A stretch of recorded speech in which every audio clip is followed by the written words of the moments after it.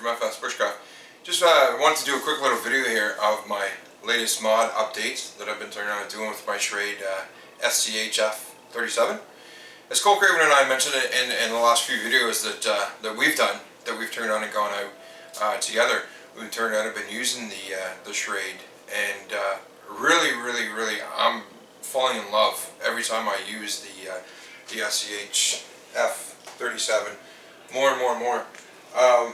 But I get it now and just kind of put it on my belt. Now the big thing, like we've been turning on and talking about, is that with a knife, we look at it more as that full, definitely in my opinion, it is a survival knife. It can do everything that I need it to do. I mean, I can turn around and we used it to the shelter, the video I just put out. You know, we turned on and built that entire shelter. Now, sure, we did turn around and use a saw to cut some of the trees down, but I mean, we could have definitely used the 37 without a problem at all. And we've done that. I mean, we've showed that when we were turning around and cutting them off and cutting them down. So in essence, what I'm getting at is that we definitely could have turned on and built the whole entire shelter with just the 37. No need for a saw at all. Doing the fine work and stuff like that, absolutely, most definitely.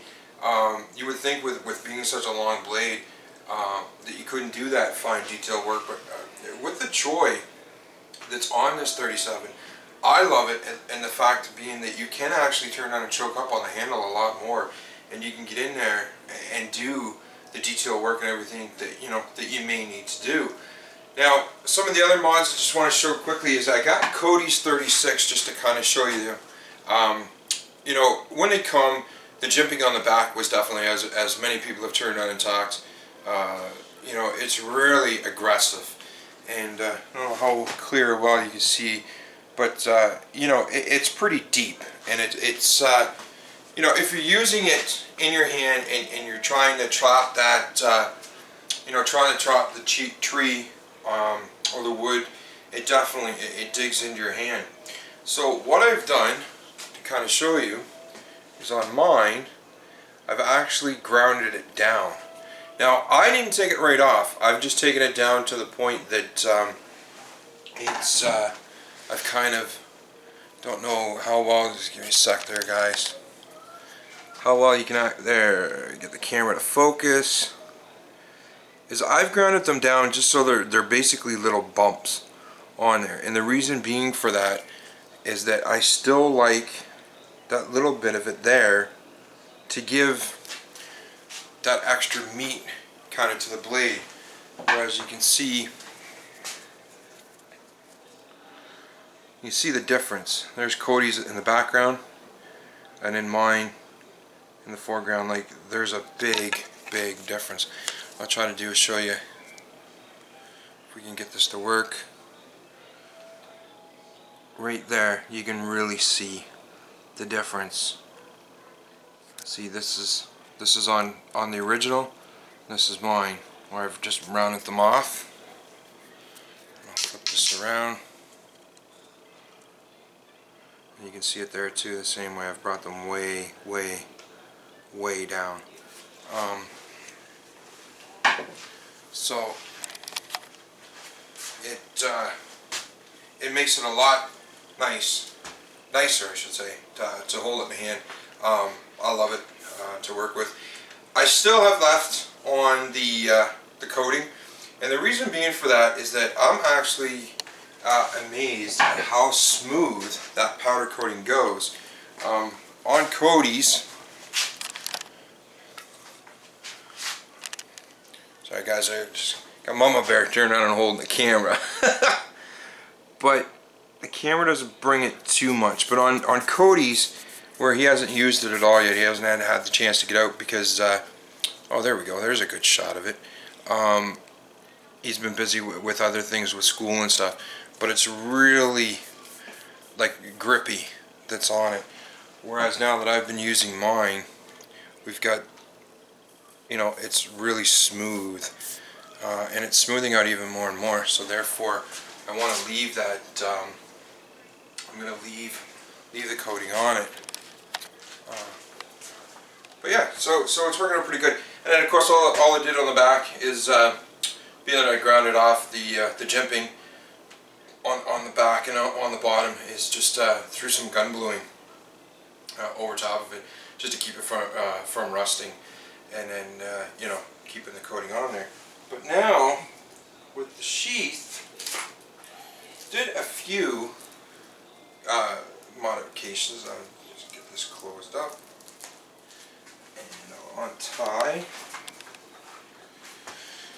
And I'll show you what I've done. I've added a couple of cool, interesting things. One of the things being that on the sheath, I found that on the top of the sheath, and I'll show you on Cody's, on the top of the sheath they have the focus back in again.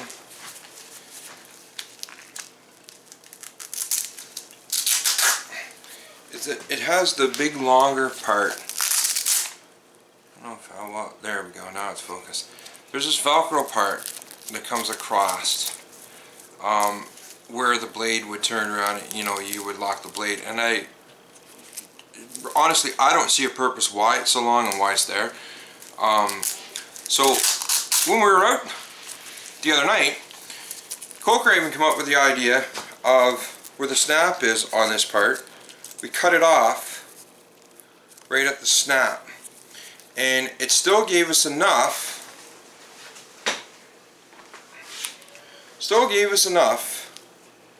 that we could fold it over, and now we have a better, for mine I like it because it gives a better tab, so when it's on that you can actually flip it to unlock it. Now mind you, the knife is still pretty sturdy. I mean, it's in there, and even undone it won't fall out. It's not going to come out. But the thing that's nice about it now, without having that big long piece there, is you can actually wrap it so that when it is secured, it's secured much tighter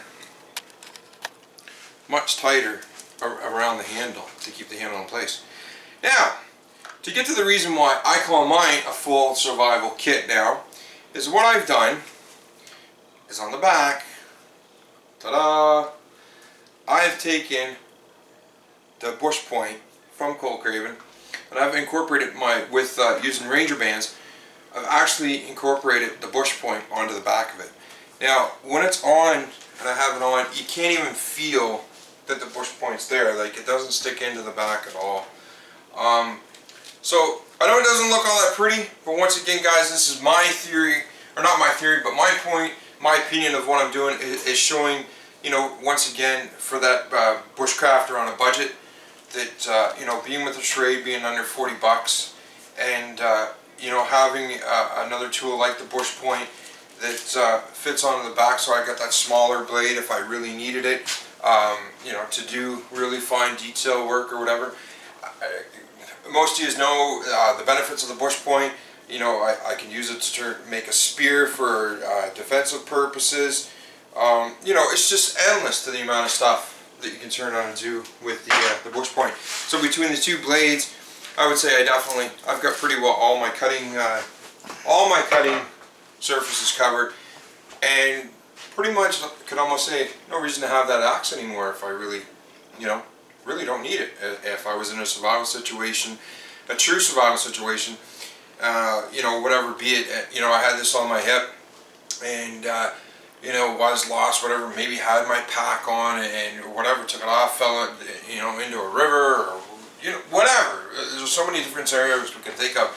To lose all my other gear and just have this on my hip, I'm still comfortable enough that I can get by. Now, some of the little things, like you know, I've turned around and thrown in, you know, a little tiny pin light that I've got for $1. You know, that I've turned around and added on to the side. So, you know, I've got that. So I got a little, you know, temporary light source. Now what I've done is I've turned around and taken the Schrade sharpener out of the pouch on the front, and the reason being is that I've added something which I've always had and always liked, the little speedy sharpener. And for those that might not know what this is, I'll do a review later on that and show you how that works to sharpen your blade. Very, very, very easy to use, especially for you know, those out there that might be not that great at sharpening blades or using the stone. This makes it really, really easy. So we got that in there. The other thing, obviously, that turns when it comes with the Schrade is we got the ferro rod. Now, what I've done is I've untied the string, how Schrade has it when it comes, and it's just the striker attached to it. Now I've untied it, tied one end obviously to the ferro rod, one end to the striker, and that gives me much longer reach to pull the rod back. Where I found before, when it was attached to it, it was like you got to the bottom of the ferro rod and it was like you couldn't go any farther, so it made it harder. So now, you know, you can strike a lot farther. And then in the middle, I just threw in, I had an SOL emergency whistle. So threw that on the cord. Now over there I got a fire started. So as I turned around, I got my signaling on it. Now inside, I just threw in a little tiny Excel Mints, the case that I had kicking around. I threw in nothing major in here, just turned around and added a couple of pieces of fat wood. So you know, I could definitely turn around and use for the fire starter. And wrapped up in tinfoil, I have myself a little mini fishing kit. You know, I've turned around and got 50 feet of fishing line wrapped up in here, a couple of split shot sinkers, a couple of bell sinkers, I got a little spinner, there's 3 different size hooks in here, and a couple of the little, what do you call them, rubber or plastic grubs that you can buy in the fishing aisle of any department store or fishing store or wherever you go. So I got put that in there, and that just fits inside that same pouch in here perfectly fine with everything else. And then on the bottom, I thought, well, what am I going to do? So I've got this big now. I'll just pull it back to show it kind of suits both purposes. I have 50 feet of orange twine from the dollar store. You know, I buy a big spool of it. I actually took off and I put 50 feet of it, measured it out, 50 feet, just wrapped it around, turned on, put a Ranger band over top of it at the bottom of the sheath. And the reason being for that, and the reason for the orange, actually, I thought it does a dual purpose. I've got 50 feet of cordage if I need it for an emergency to you know, put together a shelter. Being that we know, you know, we could use other things like you know, spruce root or pine roots, anything like that we could you know, make our own cordage. But you know, I've got that benefit of the cordage. Other things I could turn on and use it for, sure, it's 50 feet. It's going to give me enough spaces. You know, I could turn on and mark a small trail if I had to. You know, if I was going out to explore, if I was in that case and I was lost and I wanted to find my way back to my camp, you know, I definitely have got enough I can mark, you know, on the trees of that, hanging down in the middle so I can see it dangling in the wind. You know, all kinds of things. I could use them as extra lineage onto the fishing line. You know, as it does pull apart in the smaller strands. Just once again, the imagination is the big thing, you know, in a survival situation if you have the right tools and the right stuff with you. Now sure, when it's all together and it's in the case that comes with the Schrade, it's not the prettiest looking thing, but once again, you know, surviving on a budget or camping out on a budget, my thing is, you know, it don't have to look pretty, it's just got to be functional, it's got to do the job that you want it to do. So, you know, I've gone from basically, we show with Cody's, you know, Cody, when they come, you've got a knife, you've got a sharpener, and you've got your ferro rod. Well, now with mine, I've turned around and basically added to it, so I have the knife, I have my fire starter, and my signaling, I have a backup blade, or for those smaller detail things, I have a blade that I can attach to a spear to use for defensive if need be. I still have the sharpener, a little mini flashlight just to throw enough light if needed, and then, like I said, the extra 50 feet of twine, as well as, I mean, Lord, we even got what, another 3 feet of cord for the leg wrap, worst case scenario. So that's kind of what I've got done so far. Like I said, I just wanted to throw that out there and kind of show what I've done so far with the 37, and imagine it's going to improve as time goes on. I'll probably find something different or something unique, and I'll definitely put that out for you guys to see. So once again, Peter from FSBushcraft, and God bless, and we'll see you soon. Thanks again. Hey guys, just me again, real quick. Turned around and forgot when I was laying off everything at the end. Also turned around and had that mini fishing kit wrapped up in the tinfoil that I put in, which then again I could always use the tinfoil too for a container to boil water, cook the fish, wrap it up.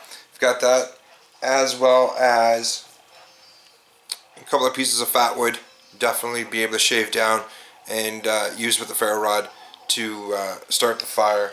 And then, as I mentioned before, the little tiny tin. I mean, once again, mine's endless. You know, not the biggest water container, but I got something I could turn on and put some water in. You know, definitely could turn on a start a small fire, boil the water in the container. You know, all different kinds of things. But anyway, just wanted to throw that in at the end. Forgot to mention it. I was just going over the video. I thought I'd throw it at the end. So once again, thanks again, guys, for watching, and see you on the next one. Ciao for now.